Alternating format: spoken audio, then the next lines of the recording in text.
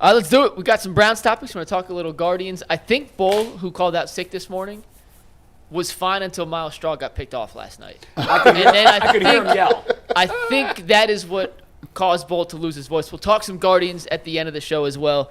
But let's start today with Fanduel. You guys have heard us talk a lot about Fanduel before. It is America's #1 sportsbook, and right now we have a little something different for everyone out there. Starting now through September 22nd, all Fanduel customers can bet $5 and get a 3-week free trial of NFL Sunday Ticket from YouTube and YouTube TV. Then with the YouTube TV base plan, you'll be able to watch every regular season Sunday afternoon out-of-market game.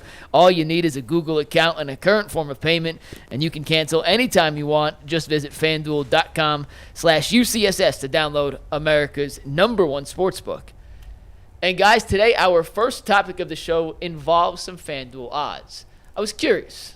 2 weeks into the season, the AFC North standings don't look like what we anticipated. The Ravens and Bengals both 0-2, the Browns 1-1, the Steelers 2-0. So I said, I wonder what the AFC North division odds are right now on FanDuel. They change week to week, with each game result.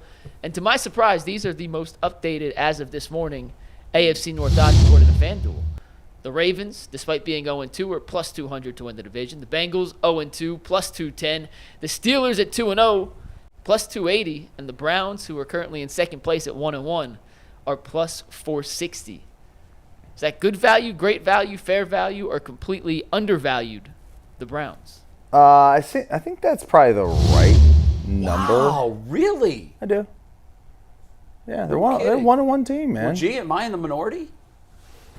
I think it has a lot to do with the 0-2 starts for other teams. Yeah, but they didn't adjust. Like, it's almost like they completely ignored the fact that the Bengals and Ravens are 0-2, and they really punished us for the loss to the Cowboys. Why is that so punitive for us? But or maybe they don't think Jacksonville's very good. Possibly. And the fact that Dallas went on to get boat raced by New Orleans didn't help us either. True. But it's almost like the 0-2 starts for Cincinnati and Baltimore don't even factor in. But I think they're looking at it like their 0-2 is a little different. When you lose at Kansas City, both of them in very close games. I understand that. So I get that's that. where they was going. And I think, listen, this is, again, it's a referendum on the quarterback. Like, hey, look, they're not a believer in what, what Deshaun Watson has shown on film so far. So they're not going to jump off the roof with that. They're going to make him play. They're going to make him play good for a multitude of weeks in a row before they start adjusting anything. Yeah, I agree with that. I like those. That's a great value. Well, that's what I'm saying. I mean, I don't know that the Browns are definitely going to win the division, but those odds, almost 5-1. That's why I was surprised that you said that's about right. Oh, I mean, I do think it's probably the right, or somewhat close to being the right number right now, based off what we've seen. I mean, obviously the records would say otherwise, but I mean, we watched the games. Mm-hmm. I mean, they're not going to make the odds just based off the records. They're going to make the odds based off, number one, where people are betting. Mm-hmm. This is a statement that the Browns are who we've seen. I think they're not going to drastically improve. It's a wait and see deal with the Browns at this point. Mm-hmm. I would think so too, but it seems to me they baked this into the cake. Yeah. It's a week to week. Look, if I said Deshaun Watson was throwing for 4,500 and I didn't be like, we're going to have to readjust and calculate these numbers based on what we're seeing. Well, you haven't completely done that yet, have you? Oh, no. No, I mean, I'm still holding out hope.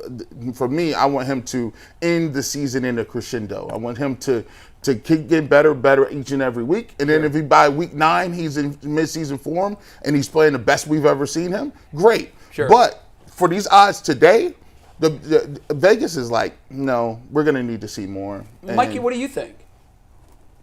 I think the number's about right. I think the Ravens and Bengals I think all the numbers are in the right range. Okay. But if you're looking to make money, I like betting on the Browns. If that kind of what Dustin's point is. It's good value, but I think the number's actually about right. Even though I don't think they should be that far behind. I don't think any team, frankly, with the uncertainty of both teams starting 0-2, or Cincinnati and Baltimore starting 0-2, and Pittsburgh, I'm not buying Pittsburgh despite the 2-0 start. No one. I think those ones are too low. Pittsburgh's like 280. Yeah, like 280. Okay. How about the Browns are a 350? That's what. Which is why I like the value. I think at 350 it would be appropriately set. At 460, they're begging. You know what I think they're doing? I think they're baiting Cleveland fans, knowing they're going to look at this and say, "You're out of your tree," because that's what we do. Mm-hmm. Whether we're right or wrong this time, I don't know. But I think that just seems like a sucker line to me. Jay, I wouldn't get too caught up in the number of plus 460. I think that the idea is more the conversation is the Browns are picked fourth. Mm-hmm. Right, and that's why I say you can put the Browns fourth and put them at plus 350, and they're still a ton behind the Steelers. They're telling us we're not even in the Steelers' neighborhood. Yeah, they are though. I mean, it's not a. I don't buy that we're not in their neighborhood. I would take that bet. Well, I think you got to think about it like this: how many people saw a 1 o'clock Jacksonville game? No, that's Not a very very fair many point. There We were all 10 saw games Dallas at 1 o'clock, by the way. 10 No, games. that seemed like the most I could remember. There was very little 4 o'clock action. So you got 3 games. You got buried in the 1 o'clock Jacksonville game. It was a sloppy game. It was raining, and you won 18-13. You can't even find highlights from that game, right? So, but guess how many people saw Week 1? No, we all did. Everybody it was in the their mom national saw window. Week Now, 1. that's a great point, G. That's a great point. I think that's a bargain. I think it's a bargain. I'm not saying the Browns are going to win the division, but at plus 460, So say for instance, if I put throw a $100 on it. What do you have to lose? Exactly. if you do throw 100 on, what do you get? 500 back? On that, on the plus 460, Yeah. $100 brings back. Well, you win 460 plus your stake, so it's 560. Yeah, so I mean, you're not out your 100. No, but you yeah, get your stake back. You're essentially winning $460. That's all right. Correct. That's all right. 1,000 to win 4,600. That's all right. Have you ever done that? No. 1,000? No, never. On a game? Never. On a line? Hey, On anything? No. hey, look, I tell you what. Hey, look, it hurt me when I lose 25. Yeah. Y'all don't have a Asian wife. No, it's expensive. What are you doing? Didn't she like sort of hijack your account or something? I remember last year you said something like, Oh yeah. you needed permission on everything. Man, no, my accounts was looking crazy because I was taking them, on FanDuel. It's easy now. You take it right out your checking your savings. Sure, right. And boys was coming out. She was like, "What is this gambling?" You know you're in trouble when she says it twice. Gambling. Yeah, I was like, no, that's just FanDuel. She was like, $50? No, we have to have we had a discussion. I came to the crib. She was just sitting there with her arms folded. Oh, you know you're in trouble. Sitting Indian style on the couch. First of all, with all the lights off. like just real dim. First of all, how small you got to be to sit Indian style on the couch? I'm like, that's creepy. Don't do that. And I'm like, man, look, I'm telling you, bro. Listen, I just want. Now, we did get in an argument because she told me I couldn't. I said, all right, I'm gonna be done after March Madness, right? But in March Madness, I won. Oh. So I listen. So now she's like, keep going. No. Now she was like, why did you tell me you won? I need some of this money for this. I said, nope, you can't get no money. She was like, what do you mean, no? I never told her no. No, you can't get. You said the rule was. I'm looking at her like, the rule was you didn't want me to play. Now you want the dividends? No, doesn't work that way. Can't benefit from that. I'm going to buy 5 new fitted hats and Jordans with this. I don't know. I think it's a good bargain. I think I don't bet, but if I did, I'd like to throw some money at that because. Have you ever put 1,000 on something? A wager.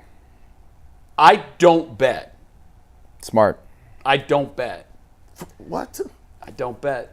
Like you just like this is even ESPN, Jay.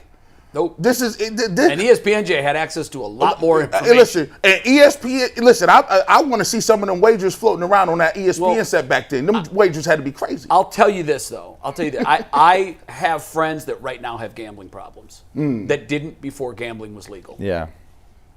And it's destructive, guys. Bull has talked about it. Yeah. Bull went down that rabbit hole. Oh yeah. And it's destructive. I mean, that's why I think it's very important that you bet what you can lose, period. Look, we talk it on the show. One of our major sponsors is FanDuel. Is a gambling service. I think it provides an incredible service for entertainment for tens of millions of Americans. Mm-hmm. And I think by and large, it is a great thing. It gives people, first of all, it's great for the NFL. Ratings are up. Why? Yeah, if you have a dog in the fight on a Thursday night game that you ordinarily wouldn't have bet, you have a reason to watch. That drives the ratings up. That brings the revenue up. Listen, you got all a I say Tuesday is night do game it to bet on Ball State, Yep. man. Let's go. Hey, exactly. Maction exists Right. Millions of viewers. because of gambling. Millions. Yeah. Because if you couldn't wager on those games, the numbers wouldn't be what they are. Yeah. Shout out to the parlay. Shout out to Fanduel, by the way. And you know, some of the great parlays that you put together. And people say G. Bush, those are sucker bets. Hey, me and Tyvis, we got put on probation. I'm like, Tyvis, we was one away. Darius Garland needed 3 more assists, and he didn't get them. It's like being one away on a lottery ticket. Yeah, it's devastating. Throw it away. It's devastating. But gamble what you can afford to lose, and then I've got no issues with it. Gamble responsibly. But for me personally, I decided a long time ago when I was poor that when I That'll do get it. money, I'm holding on to that with a death grip. Probably smart. And I'm investing it, and I'm going to let those dollars. A dollar I made in 1987 is probably worth $10 today. That's a beautiful thing. And I studied investment. About to and walk out I of here got with my into tail that, between my legs. And that's gambling too, by the way. The stock market is gambling. But It is, right? That hurts Yeah. too. Hey, Jay, yes, in terms of the AFC North real quick, take money out of the equation. No odds. If you just had to say right now today, when the season is over, who will be on top of the AFC North? Yeah. Which of the 4 teams, with the information we have available to us, would you say, just based off record, this has nothing to do with FanDuel, is the favorite to win the division? I would say I would put the Bengals and the Ravens each with 30%. And the remaining 40%, I would give 22% to the Browns and 18% to the Steelers. I'm gonna tell you this: if the Browns get to 3-1, I actually think the Browns have that 30% chance or 35% to win the division. You do. Yeah, Because the next 4 are a gauntlet. Right, Like, look right. what we have coming up after our first 5. Look what we have. what is? Can I see the schedule? I think it's Well- Philly, Cincinnati, Baltimore, and the Chargers. Yeah, so if you do like the Browns to win the division, so take the odds out of the equation. If I was Right. to ask you straight up, Yeah. who do you like to win this division? And your answer is Cleveland. Now is the time to bet on the Browns. Listen, you couldn't be more right. Because right now it's plus 460. Anthony, take the schedule here full. You got the Giants this week, then the Raiders and the Commanders. That There's a number's going good to go down. chance- That number's going to go down. There's a good chance to beat the Giants. With each win, the number's going to go down, make Sure. it lower odds. There's Sure. a good chance they could win all 3. I'm not saying they're going to go 3-0, but there's a good chance, and they will be favored in each of these 3 games, that the Browns, at the end of Week 5, are in the 300s, potentially in the high 200s, and then once the schedule turns to Week 6, and these games come through, you want to get in much before the odds reflect the immediate upcoming schedule Yes. than when this gauntlet hits. So if you like the Browns in the question of who do you think will win the division, take FanDuel odds out of it, now is the time to bet on the Browns. I couldn't agree more. Them next 4 games is very difficult. And like I said, when you got the quarterback playing the way he is right now, I'm looking week to week. I'm not trying to get ahead. Each one of those teams they can beat, but they can also lose those games, multiple of them. But you take a look at that second stretch right there. The reason I say if they get to 3-1 and have an opportunity is because they do have the Eagles game, right? That's an NFC game. So, okay, you lost to the Cowboys. That's an NFC game. Not saying they don't count, but those games. We just saw the Eagles lose at But home. we just saw them to a beat team they should have So beat. they should have won that game, and I don't know what their coach was doing either. I don't either. The Bengals, Ravens, Chargers, all at home, 3 in a row. Yep. You know, the Browns play great against Joe Burrow. They have. They have played great against him. You get the Ravens at home, you get the Chargers at home. You got an opportunity, if you can start to put some stuff together, you got an opportunity in this first little half to figure out and get a little bit of a cushion. I don't know what the Steelers are going to do, but I don't like the Steelers roster. I think I like their defense a lot. I like their defense. I don't know. I'm not sure about the offense, Dustin. Yeah. But you know, what would you need to see in the next 3 or 4 games for you to say, I think the Browns got a good chance of winning? Look, I think they got to win. They got to win these next 3 games. By the way, if you would have asked any of us maybe last week after the Cowboys game, those odds we'd have been like, it should be 10-1. Yeah. You know what I mean? Yeah, That's how much we change week to week. With that being said, yeah, the things would change. I mean, if the Browns can be 4-1, I think that we'd be all talking about, man, they look like a team that's going to win the division. But they could lose to the Giants this week. And all of a sudden, on Monday, we're talking about the Browns again. They've got no chance to win the division. Heck, they don't have a chance to win or get into the playoffs. To that point, Dustin, you know I what went full Jim Moore there. which we already knew. But it's like when the offseason happens, our brains get bulk erased of history in the NFL. Mm-hmm. Here's what we know through 2 weeks of the NFL. Anybody can beat anybody. Yeah. Done. Yeah. I mean, with maybe the exception of Carolina. And who knows now? Andy Dalton gets plugged in. Who knows? I wouldn't touch that game because I don't know what they're going to look like with Andy Dalton. Agreed. They're probably not going to be much better. But when you watch the outcomes in the NFL, no one had the Raiders going into Baltimore and winning that game. Nobody. Nobody had the Eagles losing Monday night Nope. at home. That game was in tow. That should have been game over. It should have been. It was similar to what the Browns were doing in their game. And I thought there was Scott Van Pelt, and I know he had to feel awful about this. They do a tickle at the 2-minute warning or so where Scott is on the field and he teases the postgame. I love Scott. Scott's one of the best to ever do it. But when he said it, I actually said, that might be a little premature. Scott said, coming up after the game, we're going to have our post-game show and we're going to talk to winners. We're going to talk to members of the winning team, which at this point looks pretty certain it's going to be the Philadelphia Eagles. And when he said that, I thought, wow. Yeah, a little early for that. And I'm watching the ManningCast. Okay. I'm flipping back and forth on the ManningCast. And this was one of the craziest things I've ever seen a smart Hall of Fame caliber player ever say. Matt Ryan was the guest in the fourth quarter. And Matt Ryan said, the only way they can win here is if they get the ball back and score and then recover an onside kick. And I'm going, wait a minute. Is my math off? And just about the time I said, this guy's nuts, both Peyton and Eli at the same exact time said, well, no, Matt. If they hold him to a field goal here, a touchdown wins. Yep. And, I mean, I don't even know what Matt Ryan was doing, thinking, talking about. But it literally, if you're watching both of these things, you're like, wow, I can turn the game off. There is nothing to see here. Man, my dad called me. He was at my house, and he called me downstairs. He said, Garrett, go down here. Look at the way these Falcons lost this game. It was unbelievable.